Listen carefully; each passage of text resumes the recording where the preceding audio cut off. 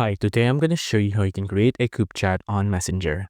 So from your Facebook app here, you want to click on the top hand side here on the Messenger logo. Just click on it. Now it'll take you to the Messenger app such as this. You want to go again to the top hand side and you want to click on the pencil icon up there. And then you want to click on group chat here.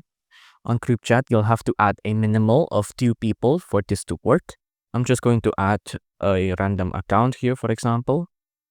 I'm going to add this and I'm going to add an account called example here as well. So example, now you can see this is what my group will look like. I can also give it a name. So I'm just going to name this group example and I'm going to click on create.